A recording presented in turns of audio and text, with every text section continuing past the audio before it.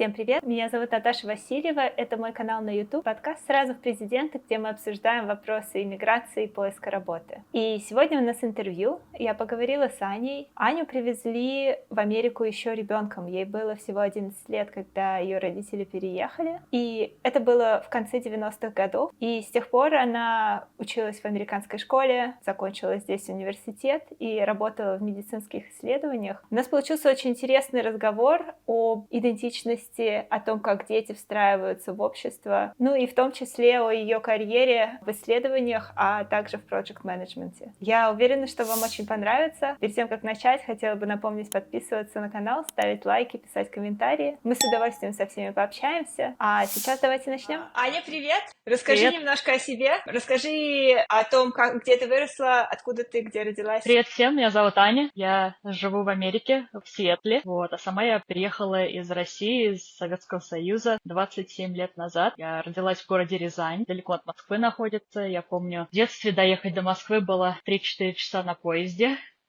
То есть я родилась там, жила с мамой, с папой, с бабушкой. Закончила в Рязани 5 класс, и родители меня перевезли в Америку по визе. Папа нашел работу, и вот мы решили уехать оттуда в 97 году. Там ситуация физическая была не очень, и родители решили, что пора переезжать. Они мне сначала сказали, мы уедем на год, а потом год прошел, вроде все нормально, остались. И я пошла в Америке в 6 класс, меня как-то привели и оставили там. И я языка особенно не знала. Они последние месяца 2 в Рязани меня начали водить к учительнице по английскому. Я начала язык немножко учить, но за пару месяцев не выучишь. И пару слов знала, пришла в школу, и там просидела молча, наверное, год, что как-то стеснялась. Понимание пришло сначала, а выразиться по-английски мне было сложно. И я год молчала. Классы интересные были, но я не могла сформировать вопросы. И дошло до того, что учителям, родителям прислали репорт и говорят, что ей неинтересно учиться.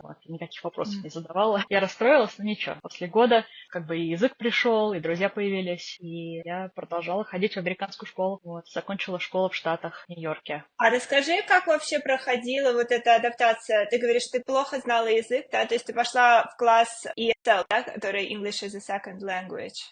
Или как это было? Да, в 6 классе меня пустили по американской программе обыкновенной. Я ходила на все уроки с американскими детьми, и у меня был дополнительный урок по ESL, English as a Second Language. Даже так? Да, и там было несколько иностранцев, и нам помогали домашнюю работу выполнять, и какие-то там вопросы, если были, просто чтобы был какое-то место, где можно пообщаться на тему незнания языка. У меня очень хорошая была преподавательница, я до сих пор с ней общаюсь, уже 27 лет. А как вообще проходили все остальные предметы? То есть, насколько я понимаю, ты приходила в школу и вообще не понимала, о чем они говорят на предметах? Нет, совсем. 6 класс не так важен, в смысле академически, да, то есть еще можно как-то перекантоваться. Но не понимала, с математикой была нормальная, у меня подготовка была посильнее, с физикой, математикой у меня была в России, а вот с английским чтением и пониманием у меня не очень. У меня там оценки были 40% из 100, но самое смешное то, что я была не одна. Там американские дети тоже получали такие же оценки по этим же классам, поэтому я приноровилась, и потом все пошло как по маслу, рано или поздно. Ну да, мне кажется, что 40% из 100 для человека, который не разговаривает на языке по чтению, это очень неплохая оценка. Да. В России, конечно, там другое образование. Я, конечно, сразу это поняла, и до сих пор об этом говорят. То есть приезжают иностранцы, они всегда немножко посильнее. По техническим предметам, да? По техническим, да, по науке, по математике, по физике, по химии. И там, конечно, там физики не было, наверное, до университета. То есть не было вообще физики во всех классах до университета. А в России это у меня был удобно, учитель... да, с точки зрения встраиваться. Да, хотя бы половину уроков ты знаешь, как выполнять задания, потому что там одни цифры.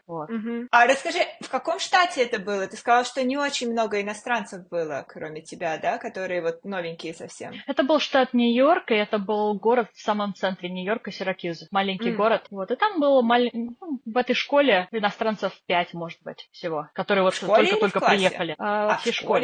Окей. А расскажи еще о своих собственных ощущениях. Ты сказала, что тебе сначала родители сказали, что вы едете на год. Насколько вообще интересно ли тебе было ехать, или наоборот, ты очень переживала, что из-за расставания с друзьями или Да, я очень переживала, и первая реакция была: не хочу, я не поеду.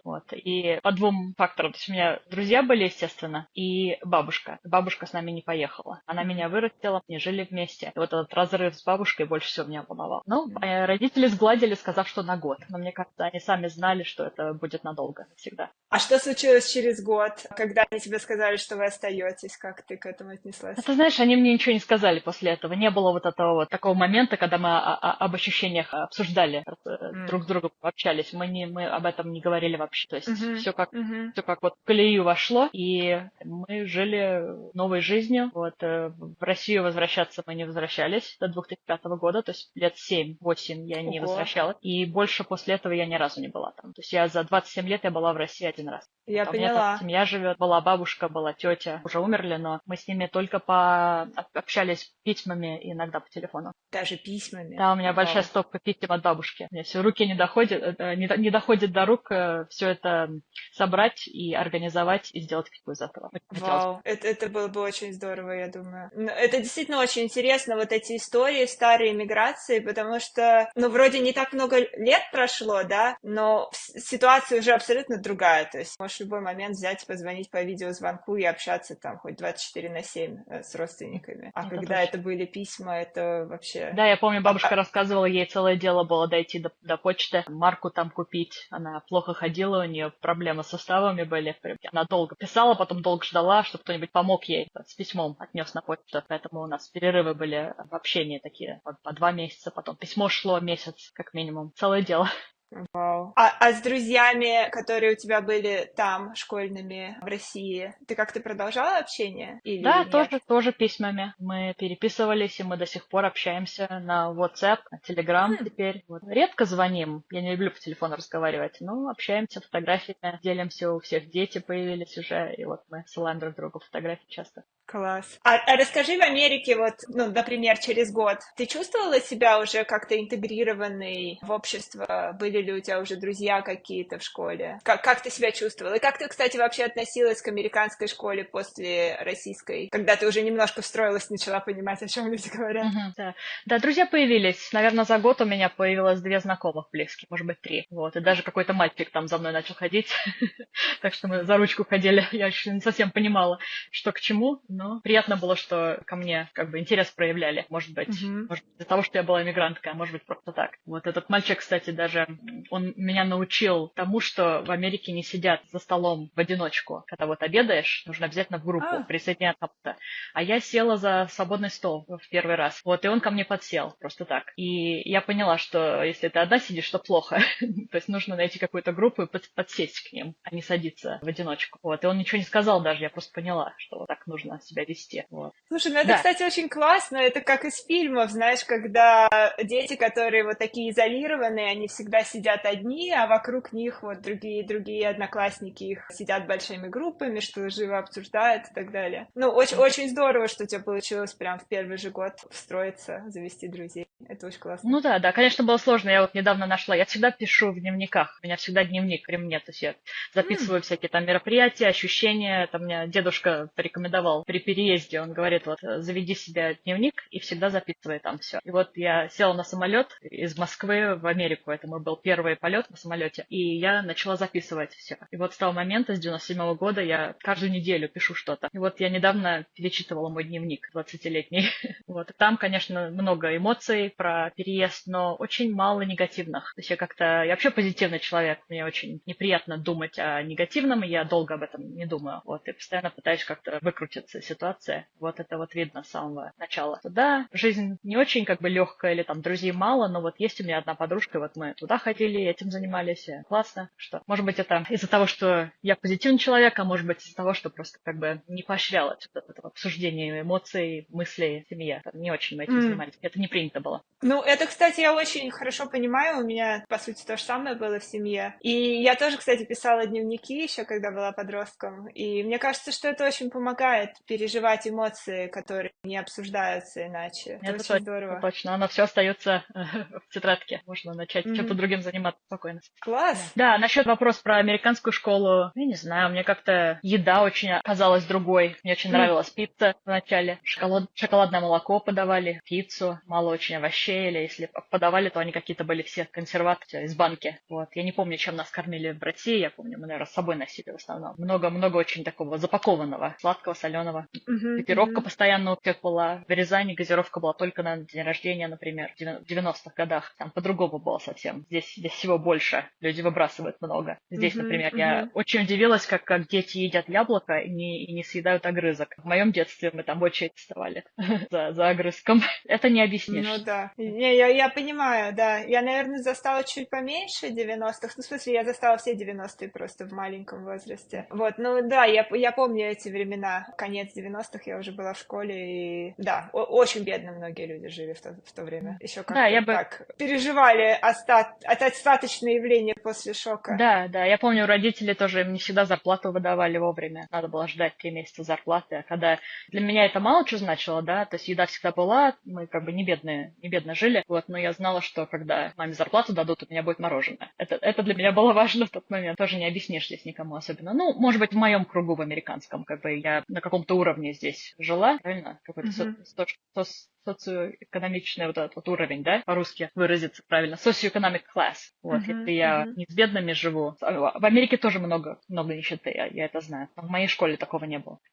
Да. А насчет самих уроков, занятий, учителей, как учителя относились к детям в школе? Была какая-то разница? Наверное, они в Америке относились не так строго. Многое разрешалось в классе. Много детей просто могли встать, походить вокруг комнаты и сесть опять. Никто никого не ругал. Кто-то был левшой, писали левой рукой совершенно корявые, никто вопросов не задавал. Помню, первая учительница, у нас была одна учительница в 6 классе по всем урокам. И вот я заметила, какой у нее почерк красивый на английском языке. Я задалась целью, чтобы у меня тоже был такой красивый почерк на английском языке. Вот, и подражала ей. А потом сравнивала с детским почерком и видела, насколько это отличалось, конечно. Ручку плохо держат, пишут плохо, уроки не доделывают, как бы бумажки у них были скомканные, когда возвращаешь домашнюю работу. То есть как-то у нас по-другому. Дети на полу делали уроки, на диване. Я как-то привыкла за столом сидеть четко. То есть дисциплина, наверное, меньше или другая. Вот это мне больше всего заметилось. А тебе это нравилось или нет? Нет, мне нравится дисциплина, мне как бы правила очень нравятся, все делать по правилам, четко. Характер, наверное, такой. Я понимаю. Окей, а расскажи, как ты выбирала профессию? Насколько вас вообще в школе готовили к выбору будущей профессии? И насколько ты с самого начала понимала, чем ты хочешь заниматься? Или это заняло какое-то время? Я как-то с самого начала думала, что я пойду в медицину. Вот, у меня в 5 лет у меня грыжа была, мне пришлось сделать операцию. Вот, меня это очень впечатлило. Я помню, еще с 5-летнего возраста после операции потом проигрывала это сама мысленно, играя в куклы. Я всех кукол, всех мишек разрезала, зашивала, и мне очень хотелось быть хирургом. Вот, и когда я росла в детстве, то есть было несколько путей, да, ты можешь пойти в медицину, можешь быть инженером, можешь в какую-то художественную профессию попасть. Вот, и с детства тебя готовят к этому. В школе ты учишься там науке, математике, всему такому, потом ты ходишь в музыкальную школу отдельно, я ходила в музыкальную школу, меня поставили на фортепиано, потом там хор, сольфеджио, танцы, потом учительница была отдельно по рисованию, вот, и вот тебя готовили одновременно во все вот эти вот возможности.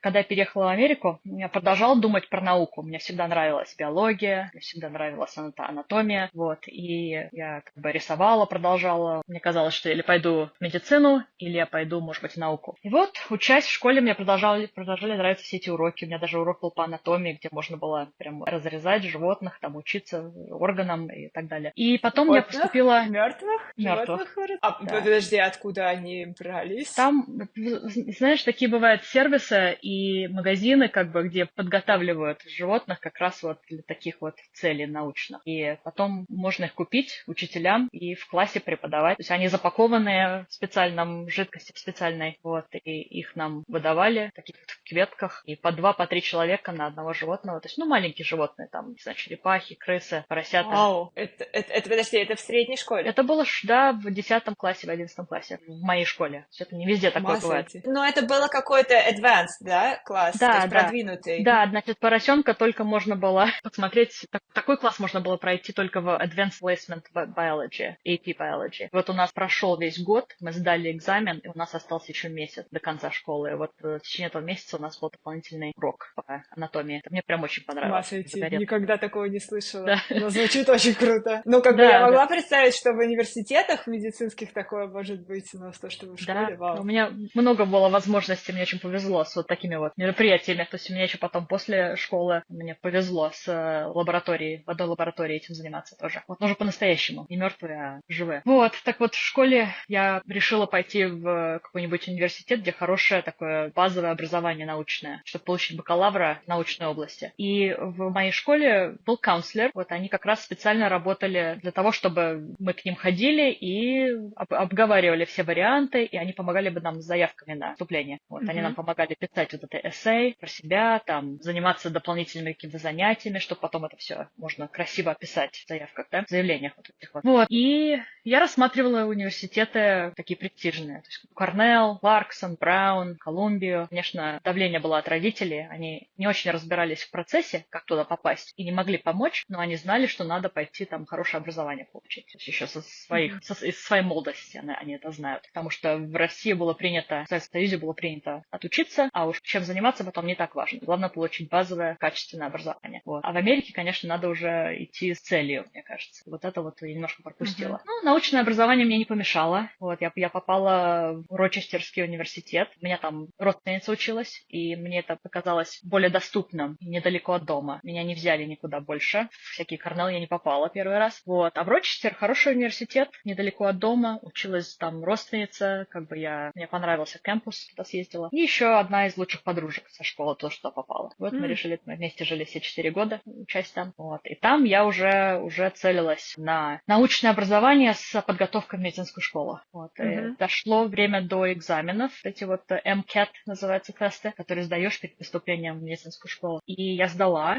не очень хорошо, но сдала. И дошло даже до интервью в несколько медицинских школ. Но меня туда не взяли. Вот. Если честно, я к тому моменту уже не очень сильно хотела быть врачом, вот, но чувствовала давление от родителей. И мне нужно пройти процесс, вот, не попасть и уже решить, чем заниматься после этого. Конечно, очень Подожди, обидно. скажи, пожалуйста, вот эта вот система, ты сначала училась, это был колледж или это был университет, и после этого медицинская школа это... Отдельно. То есть, сейчас еще раз, да, то есть учишься 12 классов сначала, да, в школе, потом поступаешь в университет на 4 года, получаешь бакалавр, а потом идешь еще на дополнительное образование, например, медицинская школа еще 4 года после этого, а потом резидентура и так далее. Вот. Так что я остановилась на бакалавре, то есть это школа 12 лет и еще 4 года университет.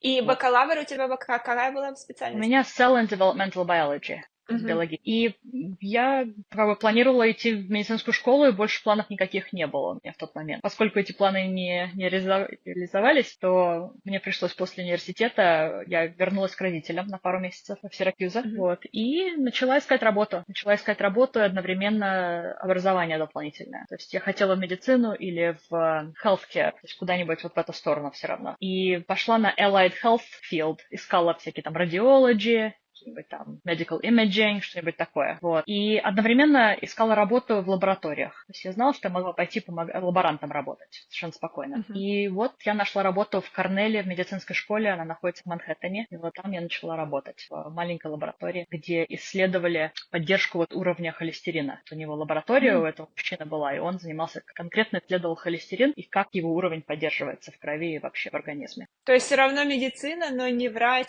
а исследователь, по сути, да? Да, исследователь. И не исследователь на уровне, так, докторский уровень. То есть, если бы я еще 4 года проучилась не в медицинской школе, а в научной области, у меня был бы PhD. Вот, но мне этого не нужно было, чтобы просто работать лаборантом. То есть я ему помогла начать лабораторию. То есть он только-только переехал как молодой ученый, получивший PhD, и ему дали вот лабораторию место в здании, ему нужно было ее оборудовать полностью. У него какие-то финансы были. Да, и мне повезло, я могла ему помочь все купить, установить, потом начать с ним эксперименты проводить, исследованиями занимались мы вместе. И мы даже дошло до того, что мы даже опубликовали вот доклад первый вместе. Мое имя, его имя, вот мы вдвоем про этот холестерин.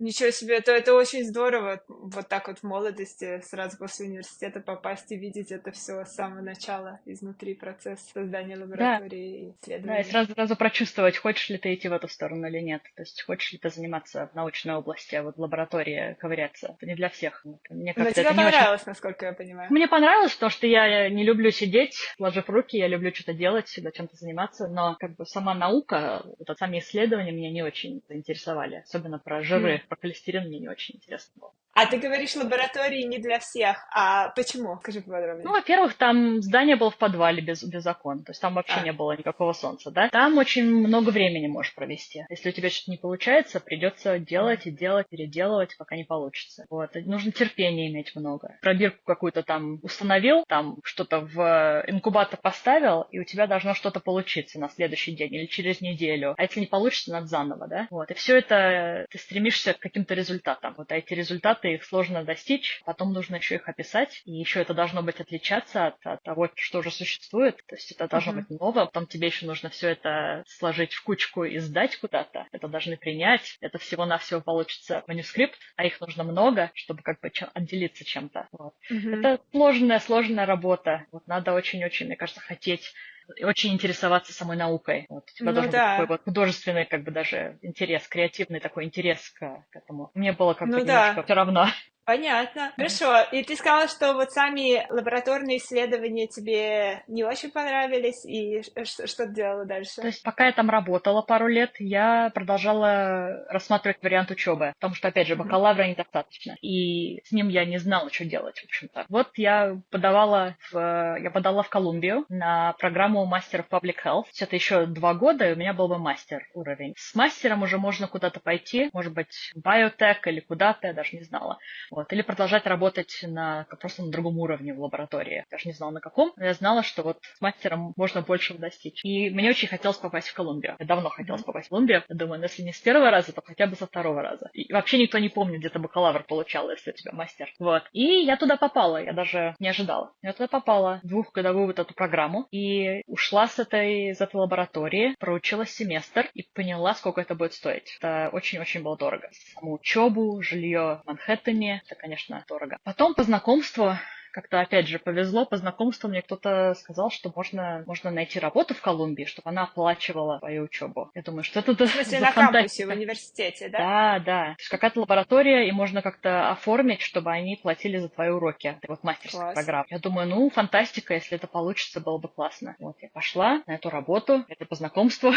Меня взяли. И правда, это была лаборатория инженерии тканей сердца и костей. Они там исследовали клетки сердечные и как можно их переорганизовать или перепрограммировать, чтобы можно было что-то из них такое сделать. Например, пластырь для инфаркта. То есть пластырь на сердце, на ткань Вау. сердца, которая повреждена из-за инфаркта. Ничего себе. И да, то есть у них было вот это вот cardiac tissue engineering, и еще они занимались хрящами и костями. То есть как можно регенерировать хрящ в коленке, например, он поврежден. Вот. И поскольку этот орган довольно, он сложный, там 2 вида тканей в самом хряще, и к части этой ткани есть сосуды, а в другой части нет сосудов. То есть не подходят никакие кровеносные сосуды к этому месту, оно не сможет никаким образом регенерироваться само. Поэтому они исследовали, каким образом можно это реконструировать, регенерировать при повреждении. Мгм, мгм. Я там начала работать лаборанткой, опять же. Вот, там оборудование поддерживать, то есть делать заказы по всяким там использующим, как пробирки, знаешь, тюбики всякие, все это надо было заказывать, следить за этим. Вот, а потом, через год, наверное, я поняла, что их административная сотрудница, которая занималась финансами, она что-то вот как бы не совсем понимала смысл всего этого и не могла отвечать на вопросы, и я могла на них отвечать лучше, чем она, и я попросилась на ее позицию. Вот. Она ушла, меня пересадили в другой офис, я начала заниматься их финансами, потому что все А, исследования финансируются каким-то образом. Вот у них были гранты, были или м. штатские, или государственные. Вот, и нужно было следить, сколько денег дали, сколько денег осталось, как правильно ли мы их используем на исследования. И потом нужно было делать отчеты по всем исследованиям. Мне это гораздо больше понравилось. Продолжала работать возле лаборатории, иногда даже помогала им с некоторыми операционными процедурами в животных или там в частях животных. Вот, и занималась финансами одновременно. Прикольно. Вот еще хотела тебя спросить, а поясни немножко по поводу вот этого финансирования. То есть сначала ты поступила в ВУЗ без scholarship, без всего, да, ты платила полную стоимость, а На потом мастера, да. они начали оплачивать за тебя учебу? Или как это выглядело? Да, да, вот когда я пошла в Колумбию, то есть первый семестр я отучилась сама, я взяла вот эти вот federal grant. Ну, не грант, Окей. извини, loan, я loan взяла. То есть Лоун. Мгм. взаймы, да, да, взяла, и потом нужно было самой оплачивать. Вот, а через семестр, поступив на эту лабораторию, на эту работу, я сначала, да, заполняла какие-то документы, бумаги, описывала, как мне работа помогает, как мне учеба помогает в моей работе. А поскольку все Мгм. это связано было по теме, то очень легко было оправдать. И главная вот эта вот женщина, которая заведующая лабораторией, она все это подписывала. Все про все знали, все это было очень стандартно в тот момент. Вот. И мне просто не нужно было платить за учебу, только за жилье. Мгм. За жилье я оплачивала Класс. зарплаты. То есть они тебе платили и за учебу, и зарплату. Мгм. Ничего себе, очень здорово. Да, это просто был прям подвиг. Это было Мгм. супер. А сколько ты у них работала? Тебе же еще надо было когда-то учиться, то есть ты работала part-time, не полный день, или как? Я работала на полную ставку, и я училась part-time, когда я пошла в А, эту лабораторию. То есть я проучилась семестр на полную ставку, там, full-time, да, а потом пошла работать full-time. И учеба заняла меня, может быть, чуть больше 2 лет. То есть программа 2 года, мгм. а меня, может быть, заняло там 2 года и 3 месяца, только это был part-time. И я летом продолжала учиться тоже. Я понимаю. Ну да, в американской системе там, получается, просто есть какое-то минимальное количество предметов, да, которые ты должна набрать за семестр, и поэтому, может быть, ты можешь брать меньше предметов, и тогда ты просто дольше учишься, да? Да, да, там кредиты, да, там 40 кредитов, что ли, нужно было набрать за какое-то время. И неважно, сколько это Мгм. займет. Окей. И ты, получается, все время, пока ты училась, вот с этого второго семестра, ты у них работала, и они тебе все оплачивали? Да, это получилось года 2. Я получилось года 2 там работала, и потом получила корочку, и вот тогда у меня произошел переезд из Нью-Йорка в Сиэтл, да. Супер. Еще один вопрос тоже про образование. Вот ты сказала, что для тебя вот как раз для этой научной области мастер был обязательный, ты очень хотела туда пойти. А вообще, вот, допустим, среди твоих друзей, среди твоих однокурсников, допустим, в университете на бакалавра, многие пошли на мастер? Насколько вообще люди думали, что это важно, нужно, или сначала хотели поработать и подумать, нужно ли им это? Знаешь, я вот знаю, что если ты пошел на software engineering, если ты сейчас работаешь в компьютерах, да, то там Мгм. бакалавра было полностью достаточно. Там Мгм. никаких мастеров вообще не нужно было о них думать. Некоторые знакомые, они скитались долго. Они отучились, получили бакалавр и долго работали в лаборатории. А потом пошли, получили PhD или мастера. То есть, поняв уже, что им нужно, например, мастер в бизнес через несколько Мгм. лет, поработав, да. Кто-то пошел там nursing, потому что на медицинскую школу даже и не планировали идти, а деньги нужны и профессия нужна. И вот отучились на бакалавры и пошли в медсестры учиться по такому уровню. А некоторые даже продвинулись на nursing, nurse practitioner, вот это вот PhD nursing, то есть у тебя тогда уровень серьезно повышается. Подожди, а Вот. что такое PhD nurse? Что они делают? Ну, я не знаю насчет PhD nurse, я, может быть, неправильно выразилась, но если это просто nurse, registered nurse, то есть это какой-то уровень образования. Если ты идешь на nurse practitioner, у тебя чуть больше образования и М. возможно, там, я не знаю, быть, может быть, более менеджером, уже менеджером, nurse менеджером, вот, или ты идешь на какую-то специализацию nurse anesthetist, например, работаешь с М. анестезиологом, у тебя гораздо повышается больше зарплата, вот, должность у тебя такая более солидная, и ты не работаешь уже с пациентами особенно, ты работаешь с анестезиологом в тот момент, поэтому это такая Мгм. чистая работа, высокооплачиваемая работа. А несколько знакомых остались вот на уровне бакалавра, может быть, мастера получили, потому что PhD не закончили. То есть пошли на PhD, проучились 2 года, поняли, что это не для них, и им просто автоматически выдали мастера, потому что Даже так можно? Ничего себе. То есть да, после бакалавра не обязательно идти на мастера. После бакалавра можно пойти на PhD, а если ты его не закончил, сколько-то кредитов, да, засчитывается за мастера? да, да, может так получиться, да. А уже имея мастера, там, я не знаю, в любой области, на тебя уже смотрят по-другому. То есть я особенно Мгм. никому и не рассказываю, что это public health, это не так важно. Главное мастер, уровень мастер. Заполняешь любую анкету, какой у тебя уровень образования высший, мастер. Какой мастер? Пофигу. Понятно. Окей, да, очень интересно про специфику этой области. И ты закончила на том, что ты закончила мастера в Нью-Йорке и переехала в Сиэтл, да? Да, да. У меня в Нью-Йорке квартира, цена квартира повысилась в 2 раза. То есть они мне прислали какое-то заявление и говорят, что вот начиная с какого-то там месяца у меня квартира будет в 2 раза дольше стоить. Она уже стоила дорого в Нью-Йорке. Поэтому я начала думать, что делать. Вот, я жила Вау, сама. это... А подожди,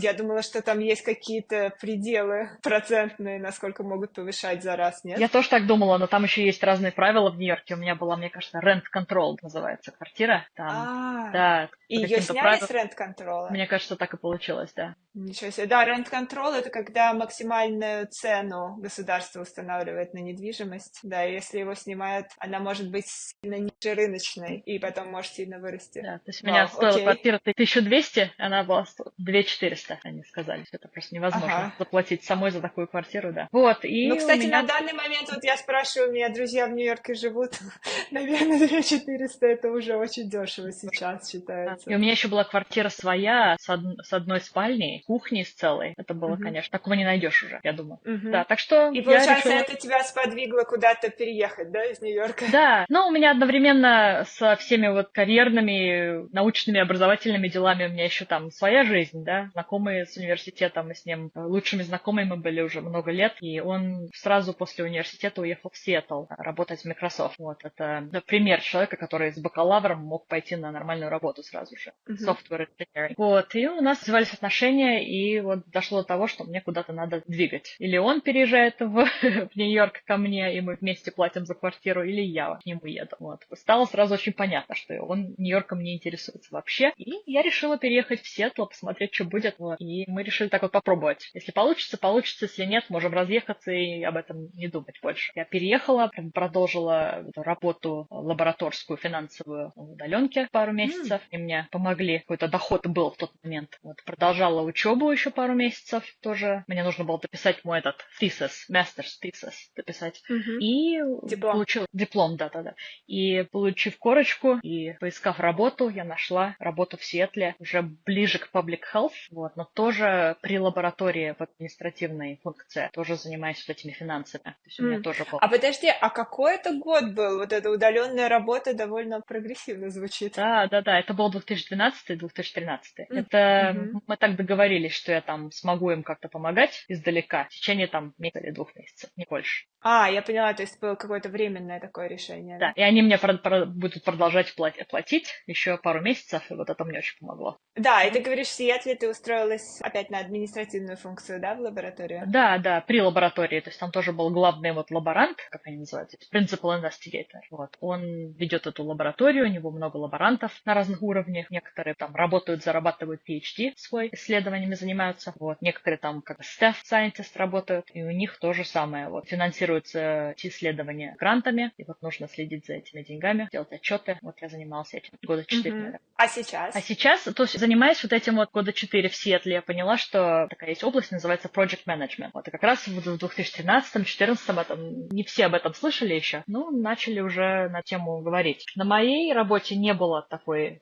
должности, я не могла на нее попасть, такого не было. Вот, и я решила пойти подучиться. Есть такой институт, называется Project Management Institute. Вот Мгм. там можно получить корочку образования на Project Management Professional, называется PMP. И Мгм. вот я его получила. Одна из моих первых знакомых, в моем круге знакомых я была одна, первая, которая получила такое звание, и уже начала целиться на project manager позицию, потому что эта позиция может быть в любой области, она очень похожа. Ты можешь пойти в науку, можешь пойти в software или там biotech, вот, и уже намерилась уже вот работать в этой области. И сейчас я дошла до associate director of program management. Следующий уровень у меня Класс. директор. И вот так вот сформировалась моя карьера потихонечку. Я продолжаю работать в области healthcare. А про PMP, вот, кстати, очень интересно, довольно много людей, вот, с которыми я сейчас общаюсь, я в основном общаюсь с новыми иммигрантами, которые приезжают и, допустим, ищут свою первую работу, у них какие-то проблемы с этим. И вот довольно много людей, которые уже поработали проект-менеджерами какое-то время у себя в стране, они приезжают сюда и, ну, могут какие-то проблемы возникают при поиске первой работы, и они спрашивают, вот, допустим, если я пойду PMP, как раз получу, Мгм. насколько это ценится, насколько это важно. Вот, расскажи, я ничего не могу по этому поводу сказать, потому что я не получала этих сертификатов, но расскажи, насколько это было полезно и с точки зрения знаний, и с точки зрения поиска работы. Да, у меня много раз такой вопрос возникал у знакомых. Вот. Когда я это получала все, это было самое как бы начало, мне кажется, это было начало вот этой вот профессии. Еще не все понимали, что это такое, как бы Мгм. сложно было сформировать формировать. И вот поэтому, получив такие буквы, да, рядом с именем такие буквы что-то значили или могли бы что-то значить. Вот. А в счет знаний, да, знания, они сформировались у меня только вот через вот этот вот этап учебы, да, на PMP. В некоторой области, например, в software engineering или construction, там вот этот вот project management, он как бы так и преподносится. То есть там не нужно учиться на него, то есть ты будешь просто так функционировать, то есть ты будешь так работать, потому что там так уже все построено в этой области. А в моей вот этот non-profit, я работала в non-profit, там немножко все как бы не четко. И получив это дополнительное образование, у меня вот это вот сформировалось все гораздо лучше, чтобы преподнести это на следующей должности. Вот. А если бы я не получила этого образования, я бы не так четко выглядела в этой области PMP, Project Management, потому что на моей работе не было это все сформировано правильно. Поэтому вот сложно ответить. Мне кажется, если человек уже этим занимался и понимает смысл этого, то есть идет из этой сферы просто из России в Америку, например, мне кажется, это все очень будет похоже. Вот. Или с одной профессии на другую, где это уже стандарт, то это будет очень похоже, и дополнительного образования не нужно. А если переходишь с одного этапа на другой, или там у тебя не было этой структуры раньше, и ты не знаешь, как себя преподнести в этой сфере, то лучше, конечно, подучиться пройти этот курс и уже разговаривать на одном и том же языке, когда пытаешься продвинуться в карьере. Ну, это очень здорово. То есть, получается, после вот этого прохождения курса ты, по сути, могла с нуля формировать все эти бизнес-процессы для управления проектами, да? То есть, ты говоришь, что ты пришла в сферу, где эти процессы были, ну, так себе отлажены. То есть, ты не руководила проектами в рамках какой-то уже сформированной методики, а ты это с нуля делала сама. Вау, это очень круто. То есть, я не могла, например, сидя на этом курсе, я не могла особенно представить, как это в моей данной работе вот в то время, как это все могло все работать. Мне очень помогали экземпляры вот из construction или engineering. То есть мне это помогло. А представить на моей работе, то есть как можно все делать по-другому, я не могла, потому что эта работа просто не подходила, она выкроена по-другому была как-то. Вот, и поэтому мне это очень помогло. То есть переступить через этот этап и уже пойти развиваться вот в сторону project менеджмента с такой базы организованной. Слушай, очень классно, спасибо, что поделилась. И напоследок я, наверное, хотела немножко вернуться к тому, с чего мы начали. Вот то, что тебя привезли сюда, в Америку, ребенком, но ты, по сути, выросла здесь, профессию получила здесь, работала здесь. Вот у тебя есть ответ на вопрос, кем ты себя чувствуешь? Чувствуешь ли ты себя американкой, или ты чувствуешь до сих пор себя иммигрантом здесь? Или у тебя есть какая-то связь с русской идентичностью, или нет вообще ее? Наверное, советской, а не с русской все-таки. Я вот часто об этом задумываюсь. И вопрос сложный, потому что я себя чувствую по-разному. Если я вот сама с собой, я чувствую себя американкой, наверное, потому что уже сколько лет живу здесь. Кстати, завтра будет годовщина моего переезда, 27 лет завтра. Вау, поздравляю! Спасибо. Да. А вот если я с мужем, например, общаюсь, то я себя очень чувствую не американкой, особенно в некоторых аргументах. Он здесь родился или нет? Он здесь родился, полностью американец, да. И вот у нас много аргументов на эту тему. Мне очень сложно объясниться иногда. То есть он некоторые вещи просто не понимает. Вот. И это становится понятно, почему люди, когда в одной культуре живут и женятся, наверное, им легче в этом. Вот. А нам и немножко сложнее из-за этого. Вот. В некоторых кругах американских я себя чувствую более немножко другой, что я немножко отличаюсь. Вот. С иностранцами я себя чувствую очень комфортно. С другими иммигрантами или просто людьми, которые в других странах жили. Даже не обязательно, что в России, вот в Европе, там, где угодно. То у меня гораздо больше знакомых иммигрантов, чем у мужа, и чем у американцев знакомых. Так что я как-то подстраиваюсь. А ты говоришь, ну да, я понимаю. А ты говоришь, что ты чувствуешь себя немножко другой, когда ты столько с американцами. А в чем это проявляется? Даже не знаю, но как-то вот есть у меня какой-то стаж другой в жизни, да, то есть я себя чувствую, как будто бы у меня больше кругозора как-то иногда, или как-то я думаю по-другому, или когда-то чего-то не было, того, чего у других всегда было, или наоборот, там я жила на ферме в Украине с бабушкой, с животными на природе в течение там, я не знаю, 2 недель, то есть у многих такого не было в жизни, вот. Я не знаю, может быть, у меня такое было бы, если бы я жила в Америке в детстве, у меня здесь просто бабушка родилась. Ну вот, как-то все по-другому. Я вот объясняю, рассказываю некоторые истории, и на меня так смотрят, что да, это не то, у меня такого не было. То есть совсем без присмотра росла в детстве, гуляла без родителей, ходила в школу сама. По-другому. Так как вот моя теща росла, она очень часто слушает мои истории, и ей очень напоминают ее детство, ее истории. Складывается такое ощущение, что мое детство в России — это было детство на поколение раньше здесь. Мгм. Вот, кстати, такое я довольно часто слышу. В том плане, что вот как ты говорила, что когда ты приехала в школу, тебе нравилась еда, да, что там постоянно была газировка, у нас была газировка по праздникам. И вот, видимо, да, вот этот вот уровень жизни из-за того, что здесь уже довольно большое количество людей в 90-х жили в относительном комфорте. По крайней мере, у них не было там, ну вот еда была всегда доступна, как минимум, да. А в России это был очень тяжелый этап. Ну да, Очень особенно вот интересно, да. мантулики, такие вещи, которые детям больше всего нравятся. Конфеты, там шоколад, да, фрукты. Мгм. Ну да, оно только начало появляться в принципе, какое-то что-то зарубежное. Да, я помню, я в детстве обожала эти журналы с диснеевскими мультиками. И я помню, что это можно было полгода ждать этот новый журнал, когда он появится. Ну, типа, Ну да. один прочитал, и вот, да, не то, что там каждую неделю он выходит. И вот это вот ощущение, когда ты ухаживаешь за своими вещами, то есть потому что у тебя одна плюшевая игрушка, и если ты ее в лужу уронил, то все, она портится, да?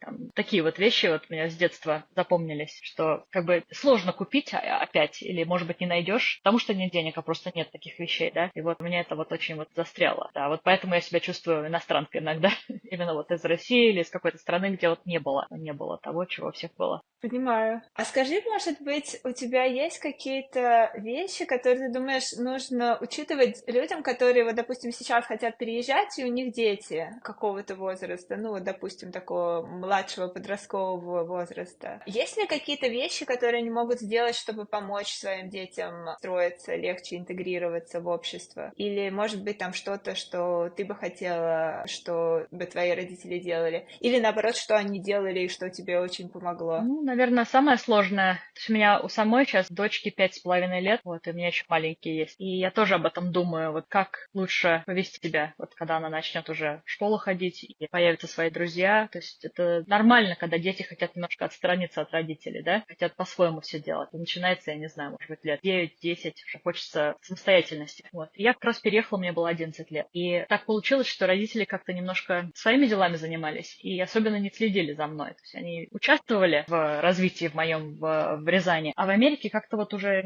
сами были заняты и как-то особенно не думали. Ну, как-то она ходит в школу, все нормально вроде. Они не очень там, не приходили, например, на спортивные мероприятия. Я там спортом занималась, они не приходили. Вот. А здесь принято. Родители должны приходить, смотреть, как-то участвовать, да. Вот. Они, может быть, не знали или там я им не говорила. И так получилось, что я хотела, чтобы кто-то там болел за меня, вот, а их нет. Вот я сейчас думаю про свою дочку, думаю, ну, как-то надо участвовать все-таки. То есть, может быть, не постоянно тереться, да, в ее кругу, но знать, чем она занимается, знать, когда у нее там важные мероприятия, и приходить, когда приглашают. Вот такие вот вещи. То есть это просто, это не зависит, приехал ты из Америки, или из России, или из Африки. Надо Мгм. просто быть таким родителем, который думает, следит и немножко там прикладывает усилия. Вот. Мне кажется, мои родители, я не виню их, у них было столько на уме в тот момент. Они, кстати, были моего возраста, да, они переехали с ребенком в другую страну. Они были моего сейчасшнего возраста. Вот. И это, конечно, очень много стресса. Вот. И, может быть, мне это помогло быть более самостоятельной, если честно. Вот. Так что таких конкретных советов у меня нет. Просто не бросай детей, как бы больше обсуждай все вот эти вот эмоции, потому что их много. Вот. И потому что здесь это принято, потому что здесь на это уделяют время и внимание, и потому что в таком подростковом вот этом возрасте очень это важно в любой стране, мне кажется. Мгм. Спасибо большое, да. А насчет языка, насколько я поняла, да, что как бы где-то год уходит на то, чтобы более-менее в ребенку встроиться, но это немножко компенсируется за счет того, что ну, технические предметы, они полегче здесь, да? Да, да, и у всех свои способности. То есть у некоторых языковые способности прекрасные, они могут за 3 месяца освоиться. Если ребенок младше, то будет еще быстрее. Я слышала, что где-то в 10-11 лет есть какой-то порог такой вот, что и язык чуть медленнее, может быть, учится, но у тебя твой Мгм. родной язык остается. Вот мне повезло, у меня язык остался родной, так более-менее. Я могу выразиться, я могу поговорить, обсудить что угодно. Вот, ну и прикладывала к этому усилия, естественно. Вот, но мне кажется, английский выучится рано или поздно у детей. Это взрослым надо прикладывать усилия, потому что многие, когда переезжают, мне кажется, продолжают общаться в своем кругу родном, Мгм. и из-за этого потом страдают. У них недостаточно возможности тренироваться на английском. Понимать всегда легче, чем выражаться, и нужно пользоваться языком, чтобы он мог расцвести, чтобы он мог достигнуть такого уровня разговорного. Да, 100%. Абсолютно согласна вот по поводу вот этого круга иммигрантского, в котором люди часто застревают. Это Да. немножко их назад, да, не замедляет сильно Да. встраивание в общество. Не только язык, но и, в принципе, адаптацию. Да. Ну, есть хорошее и плохое, например, мне всегда этого было недостаточно. То есть первое время мои родители, они тоже общались в своем кругу, нашли иммигрантов, знакомых, которые переехали в то же время, и мы знакомые с детьми были все, а потом немножко все распался этот круг. И вот, к сожалению, у меня не было вот сколько, 27 лет, сколько я здесь живу, у меня нету базы русскоговорящих знакомых вообще. Я вот только сейчас вернулась к этому с дочкой. Мне очень важно, чтобы дочка учила язык, чтобы она понимала. Вот, я теперь вожу ее в церковную школу учить русский язык. Там я нашла знакомых, вот мы так вот с вами познакомились через знакомую из этого круга. Вот, и мне это тоже не хватает этого очень, к сожалению. Понимаю. Ну, кстати, у нас здесь довольно большая русскоязычная тусовка. Я не У знала, нас как есть найти группа ее. WorkChat. Вот, могу позвать. Я уже Часто там. мероприятия какие-то устраиваются. Вот. Со мной уже поделились, но вот до этого я не знала, как пробраться в вашу группу, как найти вас всех. Вот в чем была проблема. Сейчас уже лучше. Классно. А кстати, вот какой у тебя язык сейчас первый? Как ты думаешь? Главный? Вот. Английский, 100% английский. Окей. Я дома не могу переключаться так часто. Даже с дочкой сложно разговаривать только по-русски, потому что муж не понимает, и нет у него интереса учить русский. Поэтому мне приходится или на 2 языках одновременно говорить, переключаться, или просто на английском говорить. Так легче. Ага. А с дочкой ты общаешься и по-русски, и по-английски? Или только Да, по-русски? нет, только по-русски не получается, но я прилагаю усилия к тому, чтобы или повторять все 2 раза на английском, на русском, или когда взбредет меня, просто на русском языке с ней общаюсь. И она уже до такого возраста доросла, что она меня спрашивает, почему ты со мной по-русски говоришь? Говорю, потому что я умею, потому что мне так хочется. А твоя задача меня понимать. Так что мы как-то крутимся вот с 2 языками в доме, да. Прикольно. И у нее диссонанса не возникает, да? Она может спокойно переключаться с одного языка на другой. Да, если она не смотрит телевизор, если она слушает меня, она понимает оба языка, и я могу это проверить. Классно, здорово, то есть вы практически билингва растите. Ну да, вот я заметила, что она понимает все, а вот ответить очень сложно. Словарный запас, конечно, нужно постоянно пополнять и пользоваться им, вот, поэтому этого у нее не будет. Но я одна не достигну всего, мне нужна помощь, поэтому она должна в кругу русскоговорящих детей все-таки общаться немножко. Поэтому я на этом сейчас зациклилась, чтобы у нас был этот круг. Я слышала, кстати, вот, допустим, люди, которые новые мигранты, они часто вообще, допустим, если маленький ребенок, они вот дают русскоязычный садик, и чтобы он вот как раз учил русский язык, который, возможно, может быть забыт потом. Только со школы ребенок начинает вообще говорить на английском. Это да, у нас тоже было много аргументов на эту тему в семье, как сделать так, чтобы сделать максимальное изучение русского языка. Но с садиками, с детскими в Сиэтле тоже сложно. Вот, там сложно найти, мы 2 года ждали, и сложно попасть, и дорого все. И рано или поздно это все сложилось, что близко к дому нашли американский садик, который устраивает. Вот, она там сейчас учится. Пришлось выбрать. Супер. Спасибо большое за разговор, Аня, очень было интересно. Может быть, ты что-то хотела еще сказать напоследок, что я не спросила? Нет, очень приятно было с тобой пообщаться. Спасибо большое за возможность рассказать о себе. Вот, меня не часто об этом спрашивают. Самое интересное. Супер, я рада. Хорошо. Тогда спасибо. Пока. Пока-пока. На этом на сегодня все. Я надеюсь, что вам понравился разговор с Аней, потому что я получила очень большое удовольствие. Пишите комментарии, пишите свои отзывы, свой опыт. Мы с удовольствием со всеми пообщаемся. И я уверена, что среди моей аудитории довольно много людей, у которых сейчас есть дети, которые сейчас находятся в процессе иммиграции. Если у вас остались какие-то вопросы, пишите о них, а также пишите о своем собственном опыте, о том, как встраиваются ваши дети или о том, что вас беспокоит. Встретимся в комментариях. А на сегодня все. И увидимся на следующей неделе. Пока-пока.